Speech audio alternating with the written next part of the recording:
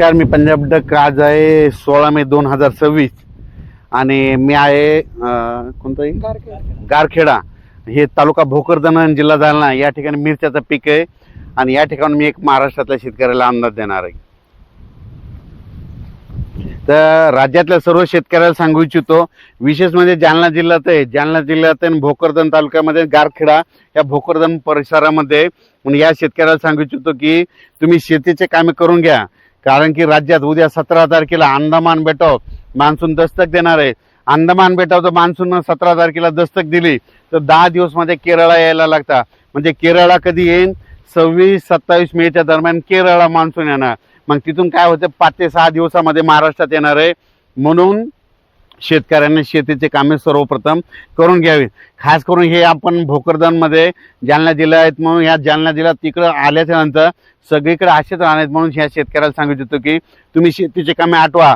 कारण की तुमच्याकडं 28 आणि 29 तारखेला मान्सून पूर्व अवकाळी पाऊस येणार आहे आणि ह्या ज्या मिरच्या लावल्या त्यांच्यासाठी जीवदान ठरणार आहे. आणि तुम्हाला सांगतो, हे जे वारं चालू आहे ना राज्यामध्ये, आता हे जे वारं असं इतकं जोरात सुरू आहे, 22 तारखेपर्यंत असंच वारं राहणार आहे चालू. 23 तारखेच्या नंतर हे वारं बंद होणार आहे. म्हणून हा राज्यातल्या सर्व शेतकऱ्यांनी लक्षात घ्यायचा. राज्यातल्या सर्व शेतकऱ्याला सांगू इच्छितो की तुम्ही काय करा, शेतीचे कामे करून घ्या. मान्सून उद्या म्हणजे 17 तारखेला म्हणजे उद्या सकाळी पहाटे सकाळी अंदमान बेटाव मान्सून दस्तक देणार आहे. मग अंदमान बेटाव मान्सून दस्तक दिल्याच्या नंतर कंप्लीट 10 दिवसाला तो केरळला येतो. मग केरळला आल्याच्या नंतर 5 ते 7 दिवसामध्ये त्याला महाराष्ट्रामध्ये यायला लागतं. केरळला जर 3 दिवस सारखा पाऊस पडला तर तिथं मान्सून आला जाहीर केलं जातं. म्हणून तुम्हाला एक सांगू इच्छितो की शेतकऱ्याला सांगू इच्छितो की तुम्ही काय करा, शेतीचे कामे अगोदर आटपून घ्या. कारण की राज्यात उद्याच्याला म्हणजे 17 मेला मान्सून अंदमान बेटात दस्तक देणार आहे. आणि 2026ला यावर्षी सुरुवातीला थोडाफार पाऊस कमी राहील, जेमतेम राहील, पण यावर्षी पिकाला खूप चांगला पाऊस राहणार आहे. या ज्या वर्षी सुरुवातीला पाऊस कमी पडतो ना, त्या वर्षी मात्र परतीचा पाऊस खूप पडतो. म्हणून ही सर्वप्रथम शेतकऱ्यांनी अंदाज लक्षात घ्यायचा. बऱ्याच शेतकऱ्याचे फोन आलेत की आता हे वारं चालू आहे, हे वारं कधी बंद होणार आहे. तर सांगायचं झालं तर परत एकदा सांगतो की हे वारं जवळपास 22 तारखेपर्यंत असं चालू राहणार आहे. 23च्या नंतर हे वारं बंद होणार आहे. म्हणून हा अंदाज शेतकऱ्यांनी लक्षात घ्यायचा. 23च्या नंतर देखील तुम्हाला सांगू इच्छितो, राज्यामध्ये म्हणजे ह्या मेच्या शेवटच्या आठवड्यात मान्सून पूर्व अवकाळी पाऊस बरसणार आहे. पण हे सगळ्या महाराष्ट्रात पडणार नाही. फक्त मान्सून पूर्व पाऊस कुठं बरसणार जास्त तुम्हाला सांगतो, सांगली जिल्हा, कोल्हापूर जिल्हा, सोलापूर जिल्हा, सातारा जिल्हा, घाटमाता, कोकण, पुणे, त्याच्यानंतर अहिल्यानगर, बीड जिल्हा, धाराशिव जिल्हा, हे लातूर जिल्हा, ह्या पट्ट्यामध्ये मात्र मान्सून पूर्व पाऊस बरसणार आहे. म्हणून हे अंदाज सर्व शेतकऱ्यांनी लक्षात घ्यायचा.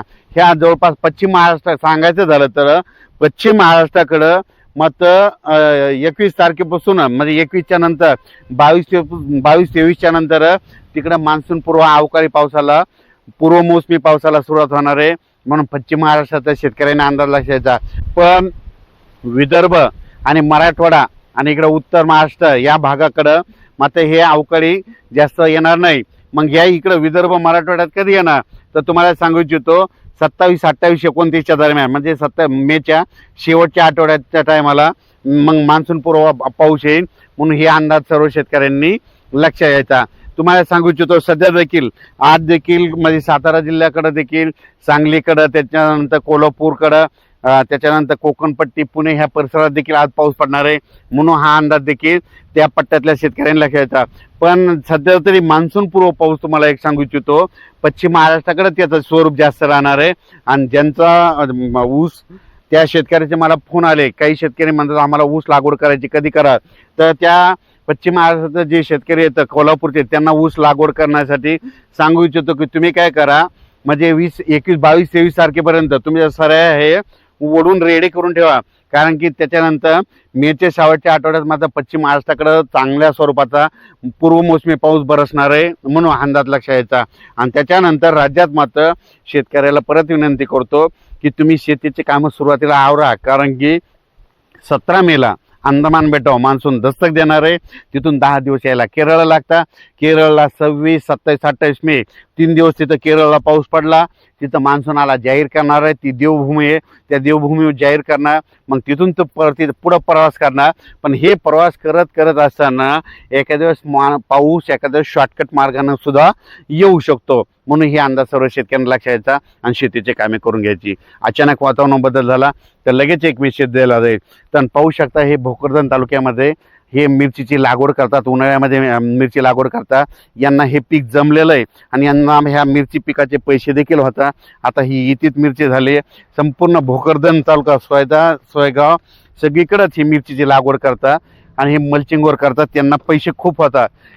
माझं तर म्हणणं आहे, ज्यांना जे जमतं त्यांना ते करायचं.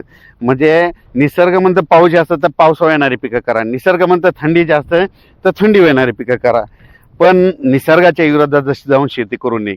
धन्यवाद.